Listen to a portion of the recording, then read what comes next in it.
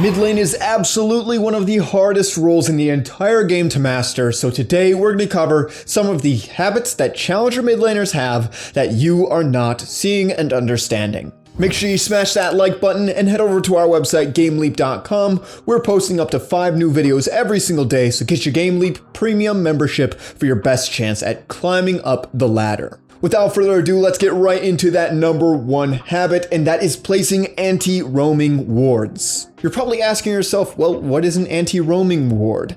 Well, it's pretty simple. All you do is you place a deep ward in the lane just outside of the tower's vision radius, and that's going to tell you if your laner left the lane to a certain direction, and then you can ping your allies that, hey, the enemy mid laner might be coming to gank you soon. They might be roaming. You can use this paired with wards in the entrance to the enemy jungle or in the river to help you determine whether or not they're actually committing to a roam. These wards don't give yourself a lead, but they help protect your lanes from being ganked by your mid laner. That's going to prevent the enemy mid laner from getting a lead, and therefore these wards are very, very strong for shutting down the enemy mid. This is one of the simplest habits that most challenger mid lanes have, and it's very easy to understand, which is why we let off with it. You can easily implement it into your own game simply by knowing about it, and if you have the map awareness to ping your team, you're going to be able to use these to their full effectiveness right away. I can't guarantee that your team will always react to the pings, but hey, at least you tried. You should be using these anti-roaming wards against champions like Talon, Aurelion Sol, who are constantly just shoving the wave and going somewhere else. Alright, the second habit that challenger mid laners have is they almost always base on pink wards. Now you're probably thinking, okay, well, basing on pink wards, that makes sense. You can't be on a ward if you're on your pink ward,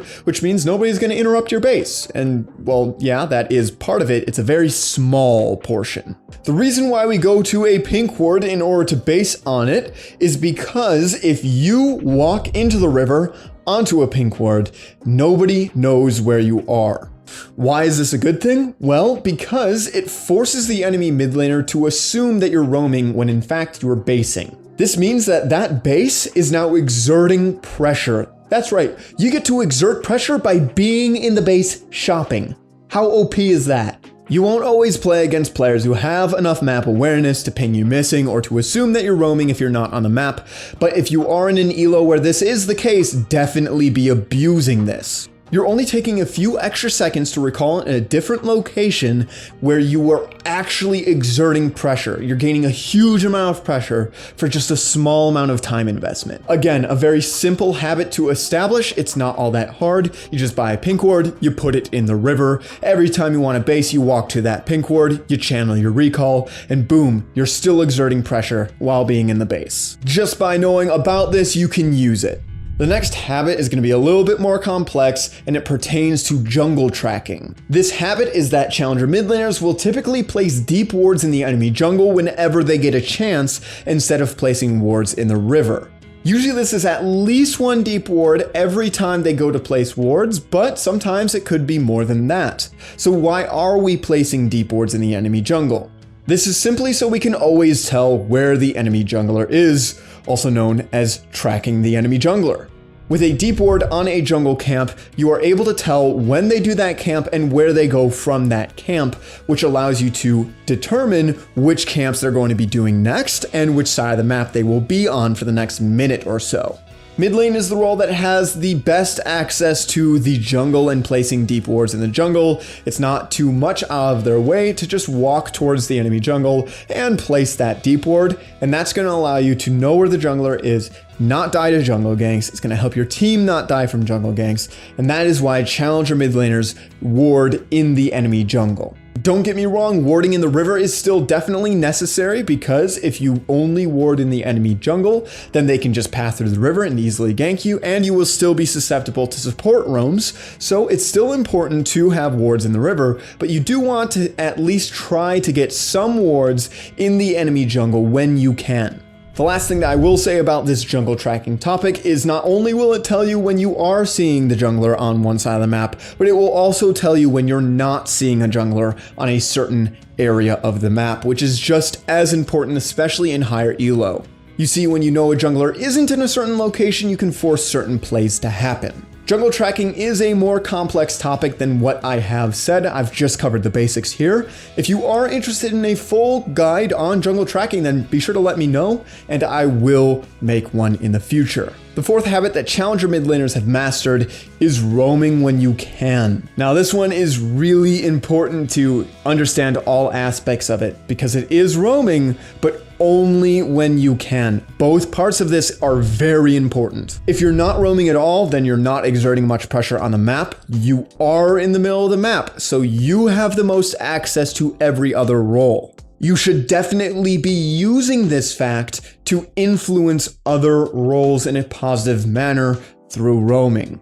Roaming is the best way to extend a lead that you have gotten in the mid lane into other roles or to help other roles get back into the game, even if you don't have a lead. It's very easy for you to create situations where you will have a numbers advantage, which is just very good for creating leads. Yes, sometimes you will lose a fight where you have the numbers advantage, but most of the time, roaming is a good thing. Now, the second part of this is you want to make sure that you're doing this when you can. So what does this mean? This means that you don't want to force a roam to happen if you don't have a good roam timer. A lot of lower rated players do understand roaming and they do roam to other lanes, but they don't understand when you should and should not be roaming. This is the most important part of the entire idea. To boil it down to the most simple way possible, you can only roam if you have a roam timer. Roam timers will present themselves when you don't have a fear of missing out on minions or EXP. The most simple way to create a roam timer is simply by shoving your wave into the enemy tower and then immediately going to a side lane or the enemy jungle. However, a roam timer can also present itself if you're playing into a low wave clear mid laner. These are more rare, but sometimes you will see somebody playing something like Camille mid who doesn't have a whole lot of wave clear, which will allow you to do something on the map with a roam without having to create a roam timer where you slow push 2 waves into the enemy tower. Roam timers are going to be a lot easier to create on champions with a lot of wave clear like Talon and Aurelion Sol, and they're going to be a lot harder to create on champions with no wave clear. Generally, the more wave clear you have over the enemy mid laner, the longer your roam timer is going to be. So if you see somebody pick a mid laner early on into the draft that does not have a lot of wave clear compared to other mages or mid lane picks, then you can just pick a roaming champion like Talon and Aurelion Sol and you'll be able to roam throughout the game for absolutely no penalty. The fifth habit that mid laners have in Challenger is they will almost always play around objectives. There's always going to be an active objective, something that everyone is looking to do on the map at some point in time, and Challenger mid laners are going to tend to play around that objective. The common objectives early on into the game during the lane phase are going to be Scuttle Crabs at level 3 and Dragons and Rift Heralds past that point. Challenger mid laners are constantly looking to have priority in the mid lane when these objectives come up. This means that they have shoved the wave into the enemy tower and they can move to that objective while the enemy mid laner cannot move to that objective without missing out on EXP. If you think a fight is going to happen at level 3 on that first Scuttle Crab, then make sure that you have lane priority. You're shoving the wave into the enemy tower, that way you're able to show up first. If Dragon is spawning in 30 seconds, again, make sure that you're shoving out that wave and you're moving to Dragon, you're getting vision around it before the fight happens. Remember, you always want to be proactive. You want to be looking for something before it's starting to happen. That way you're prepared when it does happen. The worst case scenario is it doesn't happen and you get that objective for free. There have been a few times where I play through Diamond and it feels like the mid laner is constantly on the wrong side of the map, never playing around the objective. But in Challenger, mid laners are always at the objective and they're not really missing EXP to do it. Mid lane can be to pretty much any objective very quickly without missing out on much. It's in the middle of the map. It's very close to everything that's going on. So if you are a mid laner, you want to make sure that you are aware of what the active objective is so that you can start playing towards that. All right, finally, the number 6 habit that Challenger mid laners have is they will almost always play towards their jungler. Okay, so what does this even mean? Well, it means a few things. The first is you're almost always going to want to play in the pocket that is closest to your jungler. Of course, it is a little bit more complex than that. You have to take into account the enemy jungler, where your vision is, the enemy mid laner, and the enemy support. But in general, typically you want to be very close to your jungler. This is not something I expect you to understand or even master. What I do expect you to understand is the fact that playing towards your jungler is the easiest way to extend a lead from your lane to the jungler as a mid laner. Your main goal early on into the game is to, of course, get a lead in the lane phase. Everyone wants to leave lane having won it. However, what a lot of players are missing out on is that second part where you're extending that lead that you just got to other players on your team. Remember, it's your jungler's job to impact the rest of the map, so if you influence your jungler in a positive way, then they're going to have an easier time influencing the rest of the map in a positive way. Is your jungler getting invaded? Respond. Help them. Does your jungler want to invade? Again, help them do that. If they're doing Rift Herald, Scuttle, or Dragon, make sure that you are ready to be there if they need you. When I play jungle and I play with a mid laner that never plays around me or responds to anything that I'm doing, it's very frustrating. As a mid laner, it's not hard to help the jungler out, so you should always be looking to do that. Even if you feel like your jungler is making stupid decisions, you can at least help them with their stupid decisions so they might go well. Remember, you cannot change what your jungler does, but you can make it so that they might be a little bit more successful with what they're doing. There are definitely situations where it is okay to play on the opposite side of the map of your jungler. This would be if your jungler is full clearing and then basing. However, if your jungler is doing Rift Herald and you're ganking bot lane, this is really bad. You never want to be doing this. Yes, there are some scenarios where this will end well for you, but it's a bad habit to establish. If you want to roam while your jungler is doing Rift Herald, just roam top.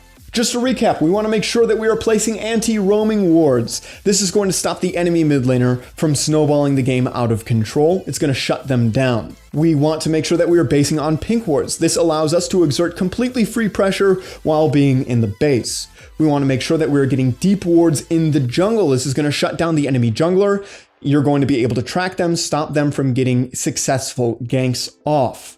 You need to make sure that you roam when you can. This allows you to extend the lead that you've gotten in the mid lane to other lanes. And you want to make sure that you respond to objectives. This means that you are always showing up to Dragon and Rift Herald fights. That way you're more likely to get those objectives yourselves. And finally, you want to make sure that you play with your jungler. You want to try to stay on the same side of the map as them. That way the plays they go for are more likely to be successful. Incorporate these 6 habits into your own play, and I guarantee you will see improvement in the quality of your games. If you enjoyed today's video, make sure you smack that like button and hit subscribe.